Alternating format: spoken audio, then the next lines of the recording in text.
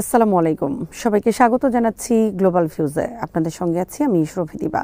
আজ জানাবো আন্তর্জাতিক গণমাধ্যমে আলোচিত সংবাদ ও বিশ্লেষণ।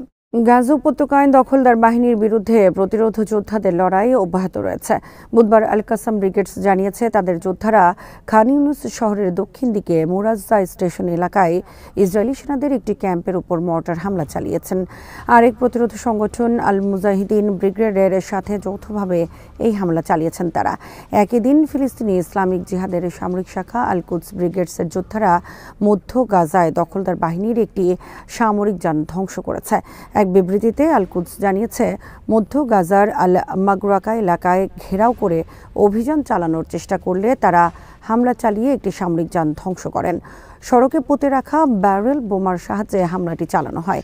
এছাড়া এদিন খান ইউনিসে একটি হামলার ভিডিও প্রকাশ করেছে আল কুদস। ভিডিওতে দেখা যায় যোদ্ধারা দখলদার বাহিনীকে লক্ষ্য করে মর্টার হামলা চালাচ্ছে। ইসরায়েলি মিডিয়ার খবরে বলা হয়েছে এদিন বেইলিনসন হাসপাতালের সামনে হতাহত সেনাদের নিয়ে একটি হেলিকপ্টার অবতরণ করেছে। হেলিকপ্টারে গাজা থেকে হতাহত সেনাদের আনা হয়েছে। খবরে বলা হয় গাজার যোদ্ধারা একটি মার্কাভা ট্যাঙ্ক লক্ষ্য করে হামলা চালালে হতাহতের ঘটনা ঘটে। তবে গাজার ঠিক কোন এলাকা থেকে ওই সেনাদের আনা হয়েছে সেটি স্পষ্ট করে জানানো হয়নি। ইসরায়েলি বাহিনী আনুষ্ঠানিকভাবে এই ঘটনার বিষয়ে কোনো বক্তব্য দেয়নি। সম্প্রতি গাজার ঘনবসতিপূর্ণ এলাকাগুলোতে অভিযান শুরু করেছে দখলদার সেনারা। আকাশপথে বিমান ও ড্রোন হামলার পাশাপাশি স্থলে চলছে স্থল হামলা। 2023 সালের 7 অক্টোবর গাজায় যুদ্ধ শুরু করে ইসরায়েল। এই দীর্ঘ সময়ে গাজার 70,000-এর বেশি মানুষকে হত্যা করলেও হামাস সহ প্রতিরোধ সংগঠনগুলোকে পরাজিত করতে পারেননি তারা। এখন পর্যন্ত হামাসের হাতে পণবন্দী ইসরায়েলি নাগরিকদেরও উদ্ধার করতে পারেনি।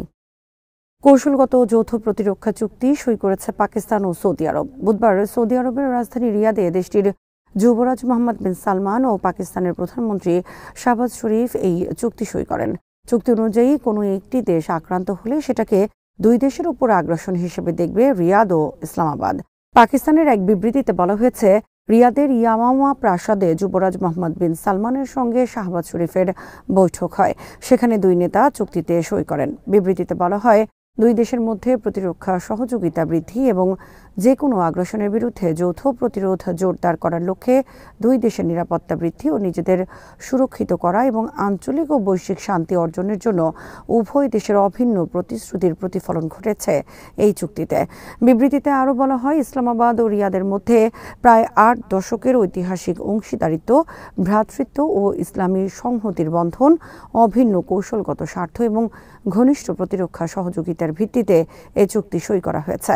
পাকিস্তানের প্রধানমন্ত্রীর দপ্তর বলেছে দুই পক্ষ ও তাদের প্রতিনিধি দল উভয় দেশের মধ্যে ঐতিহাসিক ও কৌশলগত সম্পর্ক পর্যালোচনা করেছে। একই সঙ্গে দুই পক্ষের স্বার্থ সংশ্লিষ্ট কয়েকটি বিষয়ে পর্যালোচনা করা হয়েছে।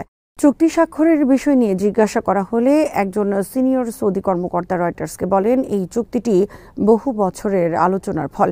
এটি নির্দিষ্ট কোনো দেশ বা ঘটনার প্রতিক্রিয়া নয়, বরং আমাদের দুই দেশের মধ্যে দীর্ঘদিনের গভীর সহযোগিতাকে প্রাতিষ্ঠানিক রূপ দেয়া।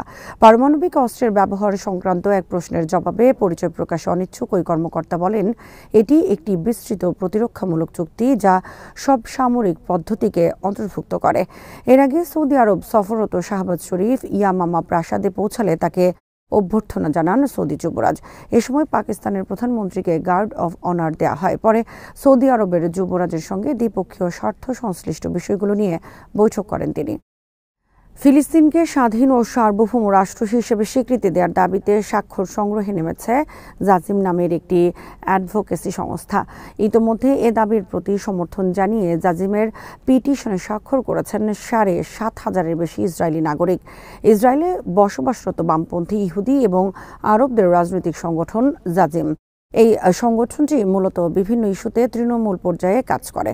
সংগঠনটির নেতারা জানিয়েছেন আগামী 22 সেপ্টেম্বর থেকে নিউ ইয়র্কে জাতিসংঘের সাধারণ পরিষদের অধিবেশন শুরু হবে। তাদের লক্ষ্য তার আগেই 10,000-এর বেশি স্বাক্ষর সংগ্রহ করে তাদের পিটিশন সেই অধিবেশনে পাঠানো। জাজিমের পিটিশনে বলা হয়েছে, ফিলিস্তিনকে রাষ্ট্র হিসেবে স্বীকৃতি দেয়া মানে ইসরায়েলের জন্য শাস্তি নয়, বরং এই অঞ্চলে ফিলিস্তিনি এবং ইসরায়েলি উভয়ের জন্য একটি নিরাপদ ভবিষ্যৎ ও সৌহার্দ্যপূর্ণ সম্পর্কের পথে এক ধাপ অগ্রসর হওয়া। পিটিশনে আরও বলা হয়েছে, ফিলিস্তিনকে স্বীকৃতি না দিয়ে ইসরায়েলের নিরাপত্তার ঝুঁকি থেকেই যাবে এবং প্রধানমন্ত্রী বেনিয়ামিন নেতানিয়াহু সহ তার মন্ত্রিসভার যেসব কট্টরপন্থী ইহুদি নেতা যুদ্ধ অব্যাহত রাখতে চাইছেন, তারা বর্ণবাদ ও সহিংসতা উস্কে দেওয়ার পাশাপাশি ইসরায়েল ও ইসরায়েলিদের ভবিষ্যৎকেও সংকটের মুখে ফেলছেন। এদিকে গাজায় ইসরায়েলের আগ্রাসনকে সরাসরি গণহত্যা আখ্যা দিয়েছেন মার্কিন সিনেটর বার্নি স্যান্ডার্স। জাতিসংঘের সাম্প্রতিক প্রতিবেদনে একই সিদ্ধান্ত আসার পর তিনি একথা বলেছেন। একই সঙ্গে ইসরায়েলকে সহায়তা বন্ধ করতে যুক্তরাষ্ট্রকেও আহ্বান জানিয়েছেন তিনি। ইসরায়েল গাজায় গণহত্যা চালাচ্ছে বলে জাতিসংঘের তদন্ত কমিশন ঘোষণা দেওয়ার পর স্যান্ডার্স এ মন্তব্য করেন। স্যান্ডার্স বলেন, ইসরায়েলি কর্মকর্তাদের প্রকাশ্যেই গাজাকে ধ্বংস করার আহ্বান, ফিলিস্তিনিদের নিশ্চিহ্ন করে ফেলার হুমকি এবং ক্রমবর্ধমান মৃত্যুর মিছিল ও দুর্ভিক্ষ এই সত্যকে প্রমাণ করছে। তিনি বলেন, হামলার উদ্দেশ্য স্পষ্ট, আর তাই সিদ্ধান্ত অনিবার্য। ইসরায়েল গাজায় গণহত্যা চালাচ্ছে। ডেমোক্র্যাট শিবিরের প্রভাবশালী এই নেতাই প্রথম মার্কিন সিনেটর যিনি ইসরায়েলের আগ্রাসনকে সরাসরি গণহত্যা বলেন। তবে যুক্তরাষ্ট্রের কংগ্রেসের নিম্নকক্ষের কয়েকজন সদস্য আগেই একই দাবি তুলেছিলেন। এছাড়া বুধবার স্যান্ডার্সের মতোই ইসরায়েলকে গণহত্যার দায়ে অভিযুক্ত করেন মার্কিন কংগ্রেস উইম্যান বেকা বালিন্ড।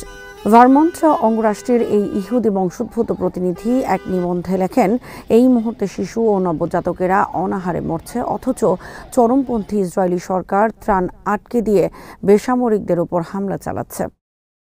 ফিলিস্তিনের অবরুদ্ধ গাজা উপত্যকাকে আবাসন খনি হিসেবে অভিহিত করেছেন দখলদার ইসরায়েলের উগ্রপন্থী অর্থমন্ত্রী বেজালেল স্মোট্রিচ। তিনি বলেছেন, যুদ্ধ শেষে গাজার ভূখণ্ড কিভাবে ভাগাভাগি করে নেওয়া হবে সে ব্যাপারে যুক্তরাষ্ট্রের সঙ্গে তাদের আলোচনা চলছে।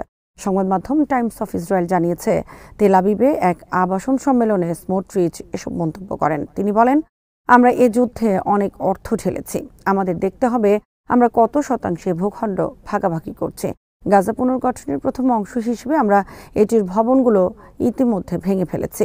এখন আমাদের শুধু নতুন করে ভবন তৈরি করতে হবে।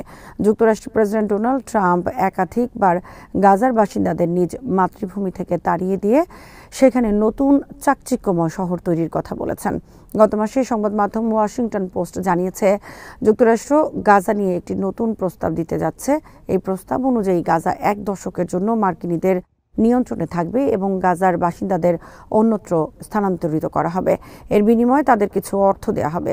যাদের স্থানান্তরিত করা হবে তারা আর কখনো গাজায় ফিরতে পারবেন না। গাজাকে ট্রাম্পের চাকচিক্যময় শহরে পরিণত করার পরিকল্পনার তীব্র বিরোধিতা জানিয়েছে ফিলিস্তিন ও আরব দেশগুলো। এছাড়া আন্তর্জাতিক সম্প্রদায়ও এতে সায় দেয়নি। ইসরায়েলের প্রধানমন্ত্রী বেনিয়ামিন নেতানিয়াহু অবশ্য এগুলো অস্বীকার করেছেন। যুদ্ধাপরাধে অভিযুক্ত এ দখলদার নেতা দাবি করেছেন, গাজার মানুষকে অন্য জায়গায় সরানোর কোনো পরিকল্পনা তাদের নেই। সিরিয়ার প্রেসিডেন্ট আহমেদ আল শারা বলেছেন, ইসরায়েলের সঙ্গে নিরাপত্তা সংক্রান্ত আলোচনাকে জরুরি হিসেবে দেখা হচ্ছে এবং আগামী কয়েকদিনের মধ্যে এই আলোচনার ফলাফল প্রকাশিত হতে পারে। বুধবার সাংবাদিকদের সঙ্গে কথা বলার সময় এই মন্তব্য করেন তিনি। আল শারার নেতৃত্বে সিরিয়ার বিদ্রোহীরা গত ডিসেম্বরে সাবেক প্রেসিডেন্ট বাশার আল আসাদকে উৎখাত করে 13 বছর ব্যাপী চলা গৃহযুদ্ধের অবসান ঘটায়। বাশার আল আসাদের সরকার পতনের পর ইসরায়েল ঘোষণা দেয় যে সিরিয়ার সঙ্গে 1974 সালে নিরাপত্তা চুক্তি ভেঙে গেছে।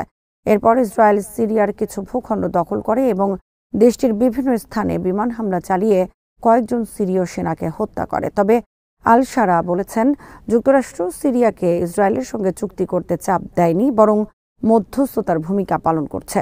ইসরায়েল ও সিরিয়ার সম্ভাব্য চুক্তি সিরিয়ার আকাশ সীমা ও ভূখণ্ডের অখণ্ডতা সম্মান করবে, যা ইসরায়েল বহু বছর ধরে লঙ্ঘন করেছে। এছাড়া যে কোনো চুক্তি জাতিসংঘের তত্ত্বাবধানে হতে হবে। আল শারা বলেন, নিরাপত্তা সংক্রান্ত চুক্তি অন্যান্য চুক্তি অর্জনের পথ খুলতে পারে, তবে এই মুহূর্তে দুই দেশের মধ্যে সম্পূর্ণ স্বাভাবিকীকরণ চুক্তি আলোচনার বাইরে রয়েছে। গত রোববারও ইসরায়েল সিরিয়ায় স্থল অভিযান চালিয়েছে। এ সময় ইসরায়েলি সেনারা দক্ষিণ পূর্ব দেরারার সাইসুন ও জামলাহ শহরে তল্লাশি চালায়। এর একদিন আগে আল শারা নিশ্চিত করেন যে ইসরায়েলের সঙ্গে আলোচনা শুরু হয়েছে 1973 সালের যুদ্ধের পর গঠিত 1974 সালের চুক্তি পুনরুদ্ধারের উদ্দেশ্যে। সিরিয়া 1967 সালে ইসরায়েলের দখলে যাওয়া গোলান উপত্যকা পুনরায় দখল করতে ব্যর্থ হয়। 1974 সালের চুক্তির অংশ হিসেবে একটি অসামরিকীকৃত অঞ্চল স্থাপন করা হয়। তবে বাশার আল আসাদের পতনের পর ইসরায়েল ওই অঞ্চল ও এর বাইরে জমি দখল করে চুক্তি লঙ্ঘন করে। মার্কিন সংবাদ মাধ্যম এক্সিওস মঙ্গলবার এক প্রতিবেদনে উল্লেখ করে যে সিরিয়ার সঙ্গে আলোচনায় ইসরায়েলের দাবি ছিল দামেস্কের দক্ষিণ পশ্চিমে একটি অসামরিকীকৃত অঞ্চল গঠন ও নো ফ্লাই জোন তৈরি করা। বিনিময়ে ডিসেম্বরের পর ইসরায়েল যেসব ভূমি দখল করেছে সেখান থেকে সেনা প্রত্যাহার করবে। কেবল মাউন্ট হারমনের চূড়ায় সেনা চৌকি বজায় থাকবে। আজ এখানে শেষ করছি। সবাই ভালো থাকুন, সুস্থ থাকুন আর দেখতে থাকুন বিডি ভিউজ। চ্যানেলটি ভালো লাগলে সাবস্ক্রাইব করুন। সংযুক্ত থাকুন আমাদের ফেসবুক পেজে। আল্লাহ হাফেজ।